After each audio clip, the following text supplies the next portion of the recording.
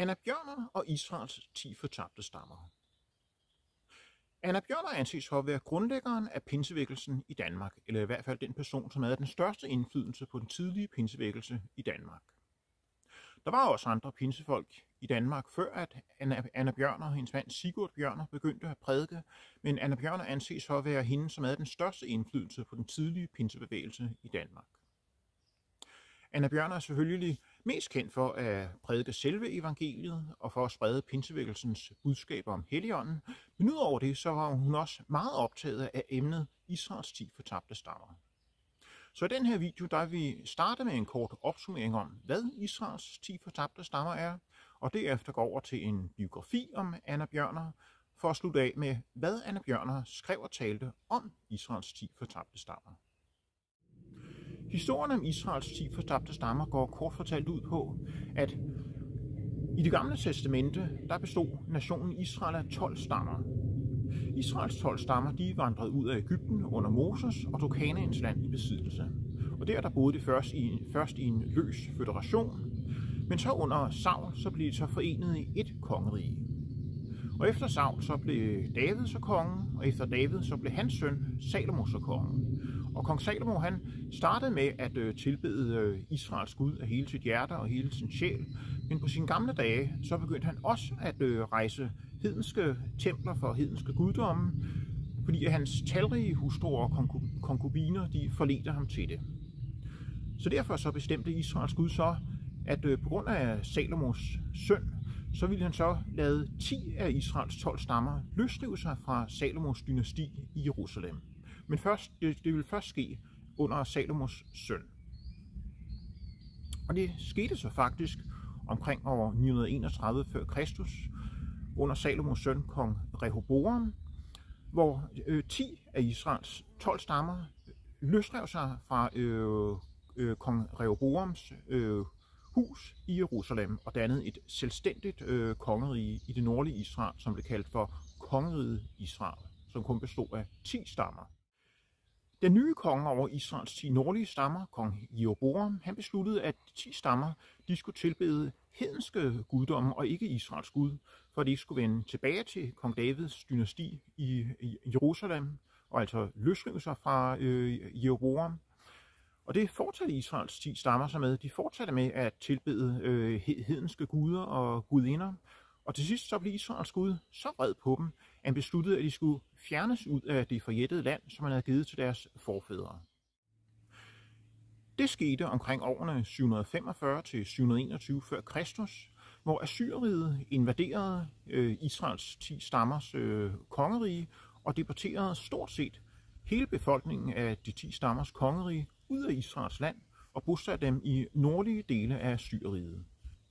Og det læser vi om i 2. kongebog i det gamle testamente. Vi citerer her. I Hoseas 9. regeringsår indtog Assyrkongen Samaria, førte Israel i eksil til Assyrien og bosatte dem i Hala og ved Gosans flod Habor og i Mediens byer. Derfor blev Herren meget vred på Israel og fjernede dem fra sine øjne. Kun Judas stamme blev tilbage. Citat slut fra 2. kongebog, kapitel 17, vers 6 og 18. Bemærk, kun Judas stamme blev tilbage, siger det gamle testamente. Mainstream-historikere ved ikke med sikkerhed, hvad der skete med Israels 10 stammer derefter. De resterende 2 stammer i kongeriget Juda blev derefter kendt som jøder, altså jøder, og siden da der har jøderne ledt efter Israels 10 stammer, uden at finde dem med sikkerhed.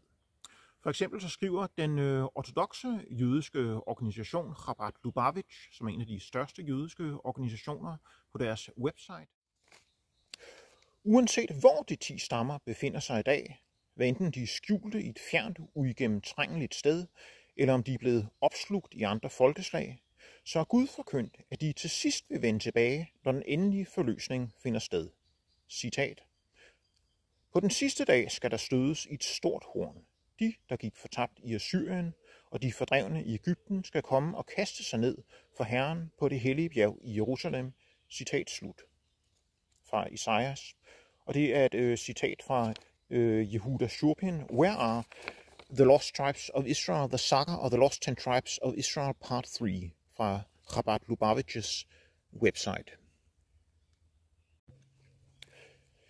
Vi er, ligesom mange andre mennesker, derimod overbevist om, at Israels 10 stammer vandrede til Europa, hvor de kom til at udgøre kernen i de nordvesteuropæiske nationer. For eksempel kom den israelitiske Dan-stamme til at udgøre kernen i Danmark.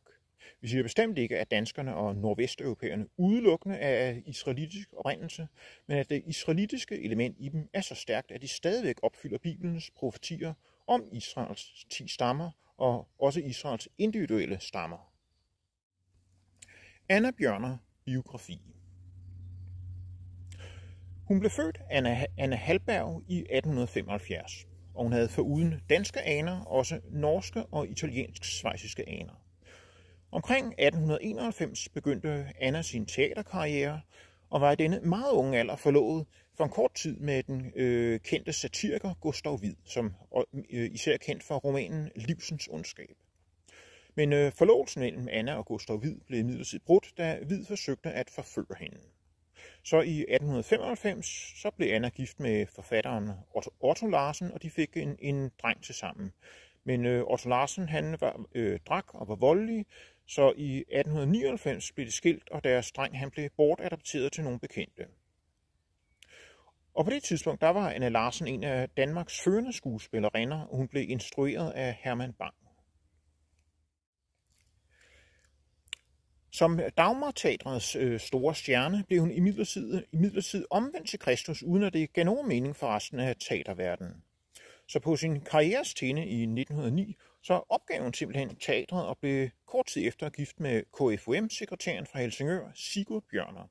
Og herefter var hendes officielle navn Anna Larsen Bjørner, men hun plejede simpelthen at kalde sig for Anna Bjørner. Sammen så begyndte Bjørnerne det korstog, som regnes for at være pinsevækkelsens fødsel i Danmark.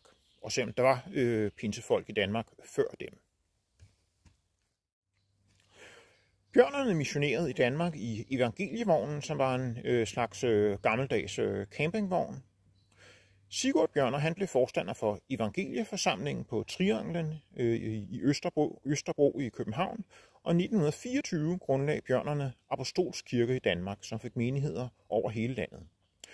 Deres blad Evangeliebladet blev solgt fra dør til dør i større oplag, og det havde et meget let forståeligt og kompromisløst evangelium. Og deres korstogskraft var stort, og det blev taget vældig godt imod både af ufrelste og kristne. Men deres møder blev også nogle gange angrebet af ungsocialisterne. Så tidligt som i 1923 kunne man i Evangeliebladet læse artikler om, at figentræet knuppes, og at jøderne om ikke så lang tid ville danne en jødisk stat i Palæstina. De her artikler de var især inspireret af den britisk-irske bibellærer Henry Grattan Guinness, der i 1887 skrev bogen Light for the Last Days, hvor han skrev, at Storbritannien ville befri Jerusalem i 1917 fra de muhammedanske tyrkeres hænder, hvilket også fandt sted den 9. til 11. december 1917. Og Grattan Guinness han baserede sine forudsigelser eller sine beregninger på, at Storbritannien var en del af Israels 10 fortabte stammer, specifikt Efraims stamme. Et af de vigtigste emner i Evangeliebladet var Israels 10 fortabte stammer, som blev udpeget til at være angelsakserne og beslægtede folkeslag herunder danskerne og skandinaverne. Her for eksempel er der en artikel fra 1930, som simpelthen hedder Israels 10 tabte stammer fundet. Hovedartiklen i Evangeliebladet var flere gange om emnet Israels 10 fortabte stammer, og de var som regel skrevet af Anna Bjørner. Men der er også artikler af datidens førende britiske israelitter, såsom William Pascoe Gord, Edward Odlum og J. Llewellyn Thomas, Stephen Jeffries og Henry Grattan Guinness. Og der var talrige artikler, som var direkte oversat fra The National Message, som var organet for The British Israel World Federation. Og The National Message, altså organet for The British Israel World Federation, var også det eneste udenlandske blad, som de reklamerede for, at Apostolsk Kirke solgte på deres møder.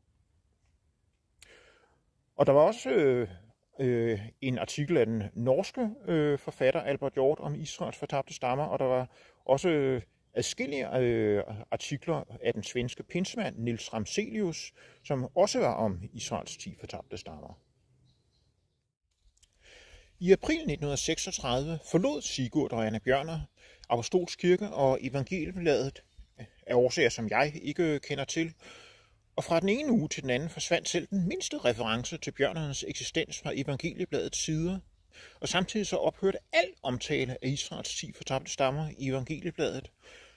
Og så 2 år efter, når de så omtalte Israel i Evangeliebladet, så hævdede de lige pludselig, at det nu var jøderne. Men Bjørner-ægteparret de fortsatte ufortrødent på egen hånd. For eksempel i 1944 så omtalte Sigurd Bjørner Israels 10 fortabte stammer i et hæfte, som var et forsvar fra pinsevækkelsen, og i 1947 og i 1949 var Anna Bjørner oversætter fra British Israel pinseprædikanten George Jeffreys vækkelsesmøder i København og Slagelse. Og så i 1952 så fandt Bjørnerne så endelig sammen med Apostolsk Kirke igen, som de jo selv havde grundlagt og ledt, så det var de selvfølgelig vældig glade for. Men efter et års sygdom, så døde Sigurd Bjørner i 1953. Anna Bjørner, som nu var enke, hun fik nu strengt forbud fra den nye ledelse i Apostolsk Kirke om ikke at nævne Israels 10 fortabte stammer eller jødernes tilbagevenden til Palæstina, når hun skulle tale til Apostolsk Kirkes møder. Anna sagde, at hun følte, citat, at man dolkede hende i ryggen, når hun talte om de ting, citat slut, altså om Israels fortabte stammer. Det er ifølge biografien Ægteparret Bjørners liv og virke af Johannes Rasmussen, side 32, den er udgivet i 1969. Og ifølge Johannes Rasmussen, så var årsagen til Apostolsk Kirkes nye ledelse ikke ville have, at Anna Bjørner talte om de her emner. Det var fordi, at de ikke kunne lide, at kvinder talte til forsamlingen eller menigheden. Men selv i sine sidste år fortsatte Anna Bjørner dog på egen hånd, og for eksempel så talte hun på Hotel Prinsen i Roskilde i september 1953 om emnet Israels stammer. Anna Bjørner døde i 1955, 2 år efter sin mand. Anna Bjørner om Israels 10 fortabte stammer. Her der kommer så nogle citater af Anna Bjørner, hvad hun skrev om Israels 10 fortabte stammer i Evangeliebladet. Først et fra 1927 fra forsiden af Evangeliebladet. Citat start.